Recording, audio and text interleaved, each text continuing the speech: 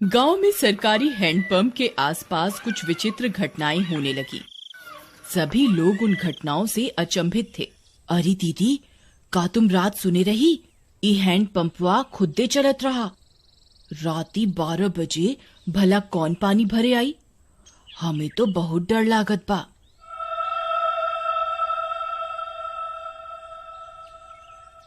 हाँ रानी, हम सुने रही।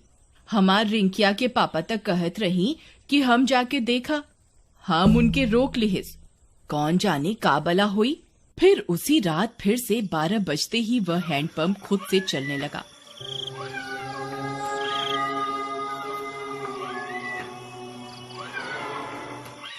सभी गांव वाले सुन रहे थे, पर किसी की हिम्मत नहीं हुई कि जाकर देखे। फिर सुबह होने पर, अरे मीना दीदी, चला हो हैंडपंपवा पर पानी भरे के। हमें अकेले जाते डर लागत बा। फिर वे दोनों हैंडपंप पर जाती हैं। वहां पहुंचकर उनकी आंख फटी की फटी रह जाती है। वहां किसी के पैर का निशान होता है जो इंसानी पैर से दुगने साइज का होता है। ई देखा हो रानी, हम कहत रहे ना कुछ गड़बड़ जरूर बा। ई देखा, भला किस इंसान के इतना बड़ पैर हुई। तभी वहां पिंकी आ जाती है। अरे दीदी, क्या हुआ? आप दोनों इतनी परेशान क्यों हैं? ई देखो बहन, इतना बड़का पैर। लागत है कौनो शैतान ई हैंडपंपवा पे आया रहा। कम ऑन दीदी, कोई प्रैंक कर रहा होगा। हमारी सिटी में तो ऐसे बहुत करा जाता है। अरे आप शहर से आई रही पिंकी बहन, आप ये सब ना समझी। फिर रात होने पर हैंडपंप फिर खुद से चलने लगता है।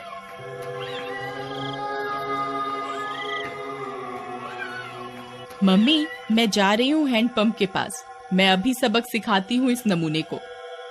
फिर जैसे ही पिंकी वहां पहुंचती है, वह दंग रह जाती है।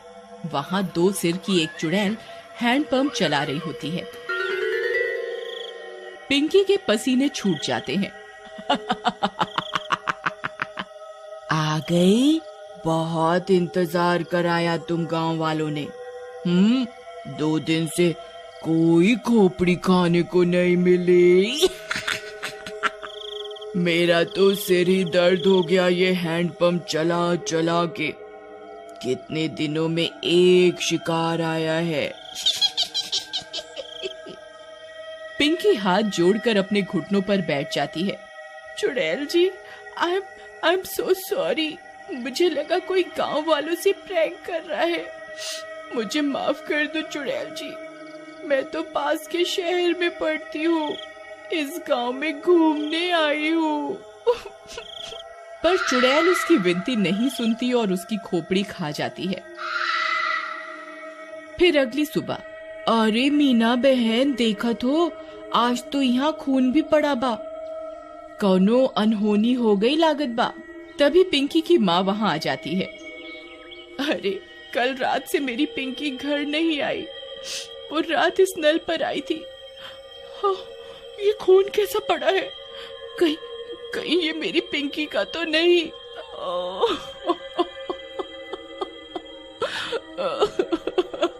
अरे भौजाई, हम उसे कल ही कहे रहे कि ज्यादा लेक्चर का झाड़ो। लगता है उसके साथ कुछ गलत हुई गवा। थोड़ी देर में झाड़ियों में उन्हें पिंकी की सिर कटी लाश दिखती है।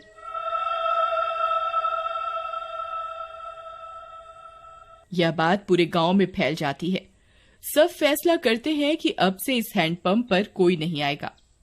फिर रात होने पर वह चुड़ैल फिर से हैंडपंप पर आकर उसे चलाने लगती है, पर कोई नहीं आता। लगता है गांव वाले चालाक बन रहे हैं। इनको किसी और तरकीब से बुलाना होगा, नहीं तो हम भूखी मर जाएंगी।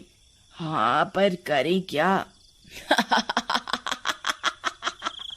रुक जा मेरे जुड़वा सिर, अभी तुझे किसी खोपड़ी का स्वाद चखवाती हूँ।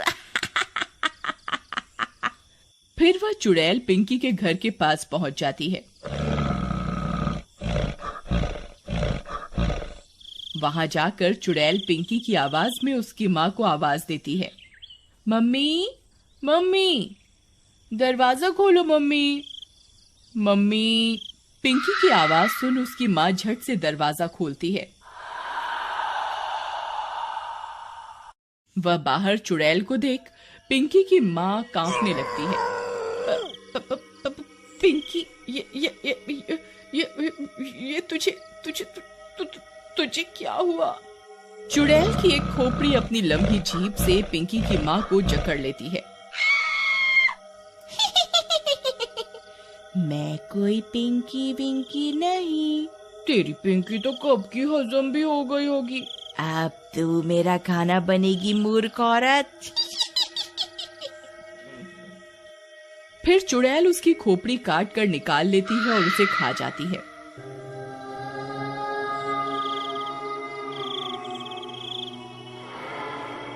फिर सुबह होने पर पिंकी की माँ की सिर कटी लाश देखकर पूरे गांव में हाहाकार मच जाता है। किसी को कुछ समझ में नहीं आता कि ये कौन कर रहा है और क्यों कर रहा है। सुनत हो जी, उस शहर वाली माँ बेटी के कोई मार के मुंडी गायब कर दिया रहा। लगता है कोनो भूत पिशाच ही सब कर रहा है। तुम बाहर ना जावा, तुमका कुछ हो गए तो हम का करब? अरे हमका कुछ ना होई। हम जात रहे वो हैंड पंपवा के आसपास सीसीटीवी कैमरा लगाई खातिर, हाँ, ताकि देख सकें आखिर मामला का बा। फिर वह गांव की कई दीवारों पर सीसीटीवी कैमरा लगा देता है। रात होने पर वह चुड़ैल वापस आती है। वह थोड़ी देर हैंडपंप चलाती है पर कोई नहीं आता। वह गांव में पिंकी और उसकी माँ की आवाज निकालकर सबको बुलाती है पर कोई नहीं आता। लगता है गांव वाले बहुत होशियार हो गए हैं, कुछ करना पड़ेगा। हाँ, कुछ तरकीब सोचो, नहीं तो अगर हम 2 दिन भूखी रही तो मर जाएंगी। गांव वाले हैंडपंप से पानी नहीं भर रहे पर कुएं से तो भर रहे हैं। हम चलकर कुएं में बैठ जाती हैं। जैसे ही कोई आएगा तुम अपनी लंबी जीभ से उसे अंदर खींच लेना, फिर हम उसे खा जाएंगी। हाँ, सही कहती हो। फिर वह चुड़ैल कुएं में जाकर छिप जाती है। सुबह होने पर, अरे सुबह सुबह कहाँ जावत बा? रात तू शैतानी शक्ति सारे गांव में घूम रही। अरे तू डरा ना हमार राजकुमारी, हमका कछु ना हुई। हाँ, हम जाए रहे सीसीटीवी कैमरा से रिकॉर्डिंग ले खातिर। हाँ, अच्छा जावत ही हो तो मटका में पानी भर लावा कुआं से। फिर रानी का पति मटका लेकर निकल जाता है। अरे पहले रिकॉर्डिंग निकाला कि कुएं पे जावा? चलो पहले कुएं पे चलते हैं, नहीं तो वहाँ भीड़ हो जाए। फिर वह कुएं पर जाता है। जैसे ही वह कुएं में अपना घड़ा डालता है, चुड़ैल का सिर अपनी जीभ से लपेट कर उसे अंदर खींच लेता है। वह कुछ बोल भी नहीं पाता और चुड़ैल उसकी खोपड़ी खा जाती है।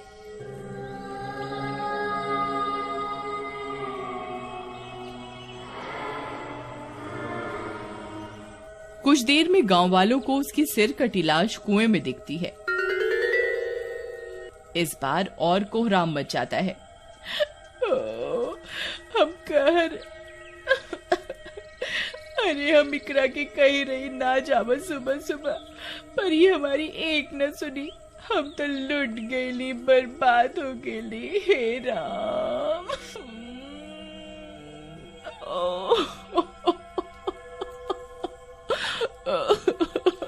पर तुहार पति सुबह सुबह आया क्या करने रहा? फिर रानी ने बताया कि उसके पति ने सीसीटीवी कैमरे लगाए थे गांव में, जिससे यह पता चल सके कि आखिर मामला क्या है। फिर वे सब गांव वाले सीसीटीवी कैमरे से रिकॉर्डिंग निकालते हैं, टीवी पर चलाते हैं और चुड़ैल का सारा सच उनके सामने आ जाता है। वे यह भी सुन लेते हैं कि अगर वे चुड़ैल 2 दिन भूखी रही तो मर जाएंगी। गांव वालों, हमारे सामने एक बहुत खतरनाक दुश्मन है। इसे हराने के लिए हमें बस ये करना है कि हम 3 दिन तक अपने घरों में कैद रहें, नहीं तो ये 2 मुंडी वाली चुड़ैल कई और लोगों को अपना शिकार बना लेगी। मैं गांव में 3 दिन के लॉकडाउन का ऐलान करता हूँ। लॉकडाउन होने के बाद वे चुड़ैल 2 दिन तक गांव में आई अपना शिकार पकड़ने के लिए। उन्होंने कई तरकीबें लगाई पर कोई अपने घर से बाहर नहीं आया और वे दोनों चुड़ैल मर गईं।